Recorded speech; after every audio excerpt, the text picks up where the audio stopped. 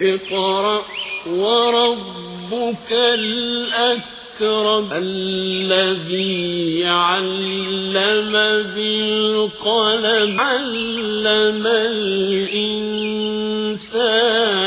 ما لم national public arts science and pre university college Bhatkal میں دھاندلیاں، BO بھٹکل اور DDPI کارواڑ میں شکایت درج، رپورٹ کا انتظار۔ حالت اظہار پر رونے کے بجائے آگے آئے مسلمان، جناب سید ضمیر Pasha, centre for research and debates in development Delhi کی جانب سے اہم اجلاس۔ بھٹکل جامع آباد کے جالی روڈ پر واقع نور مسجد کے قریب ایک شخص کنویں میں ڈوب کر ہلاک۔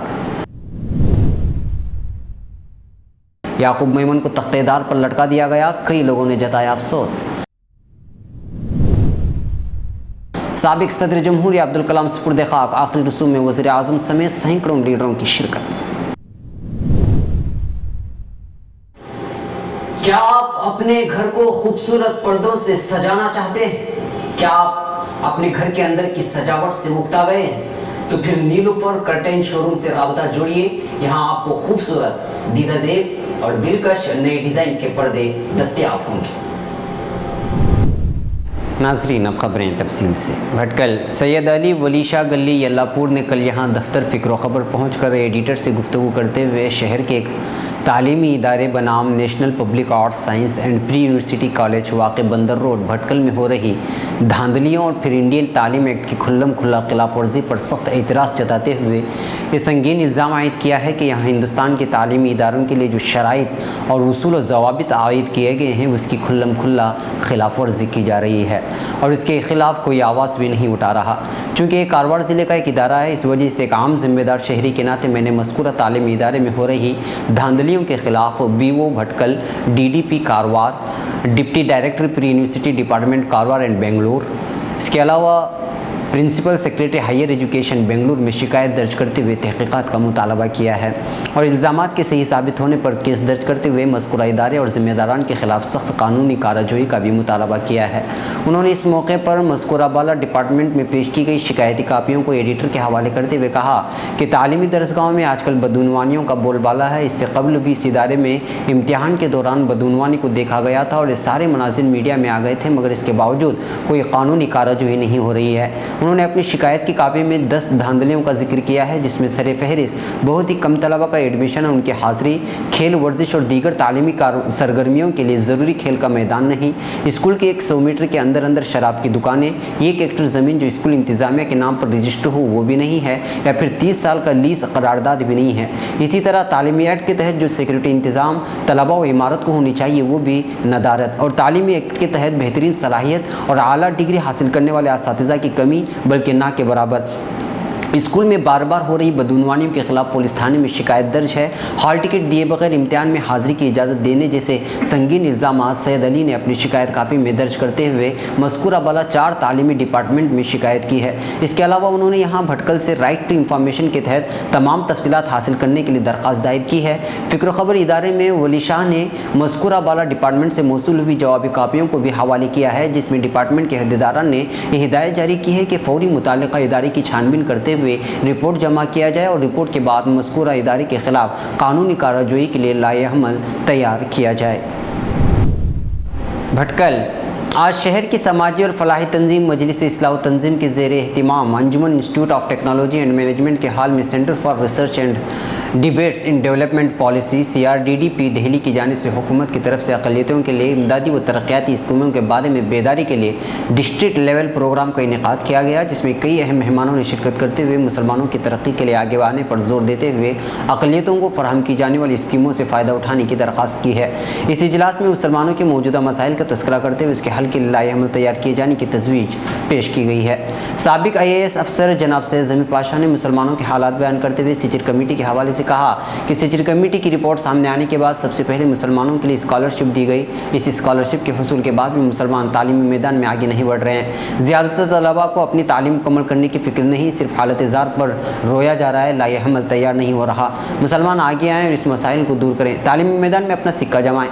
انہوں نے درخواست کی کہ اب قوم کو بھی آگے آتے ہوئے اسکالرشپ کے نظام کو عام کرنے کی ضرورت ہے اور تعلیم کو عام کرتے ہوئے مسلمانوں کو آگے لانے کی کوشش کی جائے۔ موصوف نے اپنے بیان میں مزید کہا کہ مسلمانوں کو علاقے کی ترقی کرنے کے لیے مختص کی گئی رقم صرف اس وجہ سے واپس آ رہی کہ ہمارے اندر ایسے لوگوں کی کمی ہے جو اس کے لے کر صحیح استعمال کرے۔ انہوں نے افسوس کا اظہار کرتے ہوئے کہا کہ ہمارے اندر اللہ کا خوف پیدا ہونا چاہیے کہ ہم کیا کر رہے ہیں۔ انہوں نے رپورٹ کے حوالے سے کہا کہ یو پی، جھارکھنڈ، بہار اور دیگر ریاستوں میں ترقی کے لیے جو رقم مختص کی گئی تو بغیر استعمال کے واپس آ گئی۔ اس وجہ سے اب مسلمانوں میں بیداری پیدا کرتے ہوئے حکومت کی جانب سے ملنے والی اسکیموں سے فائدہ اٹھانے پر زور دیا جائے، جس کی وجہ سے مسلمانوں کے پاس ترقی کے کئی مواقع ہاتھ آئیں گے۔ اس موقع پر ابو صالح شریف نے بھی مسلمانوں کو ترقی کے میدان میں آگے آنے کے مواقع گناتے ہوئے اس سلسلے میں کام کرنے پر زور دیا۔ انہوں نے انجمن کی تعریف کرتے ہوئے کہا کہ آپ کے پاس ایک ایسا ادارہ ہے جو کئی سالوں سے قائم ہے، اس کے زیر اہتمام کئی کالجز چلائے جا رہے ہیں، لیکن دوسری جگہوں پر یہ کام زیادہ سے زیادہ رقم جمع کرنے کے لیے کیا جا رہا ہے اور یہ بات بھٹکل میں نہیں پائی جا رہی۔ ملحوظ ہے کہ اس پروگرام کا آغاز حافظ حماد پلور کی تلاوت سے شروع ہوا، جس کے بعد مہمانوں کی خدمت میں استقبالیہ کلمات تنظیم کے جنرل سیکرٹری جناب الطاف کھرور نے پیش کیے، جبکہ صدارتی خطبات تنظیم کے صدر جناب مزمل قاضیہ نے پیش کیا۔ شکریہ کی کلمات انجمن کے صدر جناب عبدالرحیم صاحب نے پیش کیے۔ تقریباً دوپہر 2 بجے یہ پروگرام اپنے اختتام کو پہنچا۔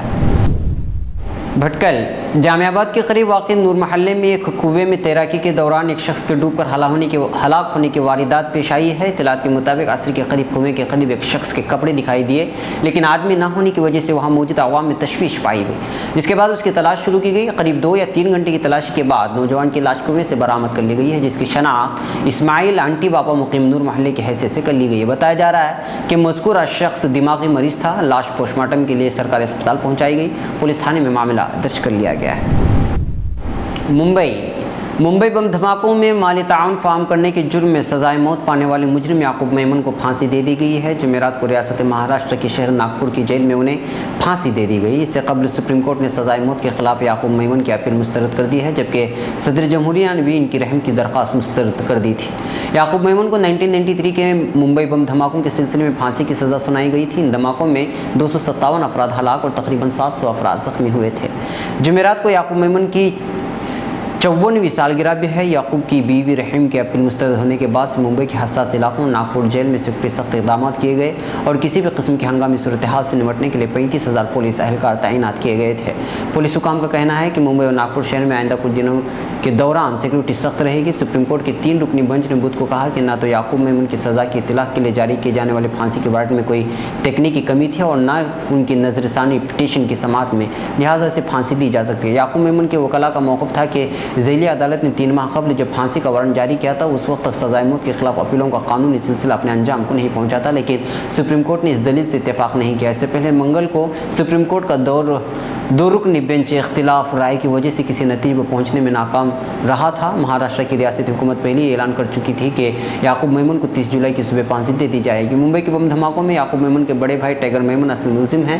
حکام کا دعویٰ ہے کہ وہ انڈر ورلڈ کے سرغنہ داؤد ابراہیم کے ساتھ پاکستان میں جب سے یعقوب میمن کی پھانسی کی تاریخ کا اعلان کیا گیا ہے، ملک میں اس بات پر شدید بحث چھڑ گئی ہے کہ اسے ایسے جرم کے لیے سزا دی جا رہی ہے جس میں اصل کردار اس کے بڑے بھائی ٹائگر میمن نے ادا کیا تھا اور یعقوب میمن الزامات کا سامنا کرنے کے لیے خود اپنی مرضی سے بھارت واپس آیا تھا۔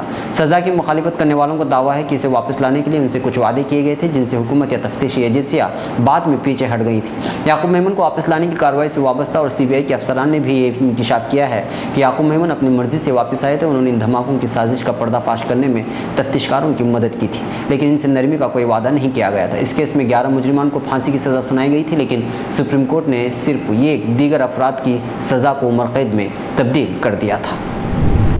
نئی دہلی، ملک کے سابق صدر APJ عبدالکلام کو کل تمل ناڈو میں اپنے آبائی گاؤں دھنش کوڑی میں سپرد خاک کیا گیا، جبکہ اس موقع پر لوگوں کا سیلاب امڑ آیا تھا۔ ذرائع کے مطابق تمل ناڈو کے قصبے رامنورم کے گاؤں دھنش کوڑی میں سابق صدر ہند کی آخری رسومات آج دوپہر 12 بجے ادا کی گئی۔ اس موقع پر وزیر اعظم نریندر مودی سمیت کانگریس کے راہل گاندھی اور غلام نبی آزاد بھی موجود تھے۔ اس کے علاوہ کابینہ وزیروں کی بڑی تعداد نے آخری رسوم میں شرکت کی۔ سابق صدر کی آخری رسومات سرکاری اعزاز کے ساتھ انجام دی گئی۔ رامیشورم میں ہزاروں کی تعداد میں پولیس اور نیم فوجی دستے تعینات کر دیے گئے تھے۔ وزیر دفاع سمیت تینوں فوج کی شاخوں کے سربراہ نے سابق صدر ہند کے آخری رسوم ادا کرنے کے موقع پر موجود تھے۔ یہ بات قابل ذکر ہے کہ APJ عبدالکلام کو چند روز قبل ایک تقریب میں شرکت کے دوران دل کا دورہ پڑا تھا، جبکہ انہیں اسپتال لے جایا گیا، تاہم ڈاکٹروں نے انہیں وہاں مردہ قرار دیا تھا۔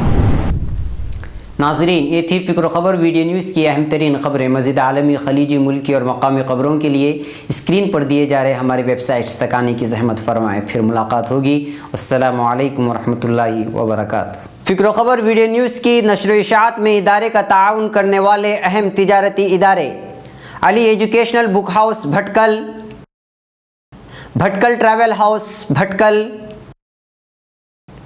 رپکو بھٹکل، افریقہ سپر والیو دبئی، اسٹار وے ٹریڈنگ دبئی، خالد قمیص عبداللہ ٹریڈنگ دبئی۔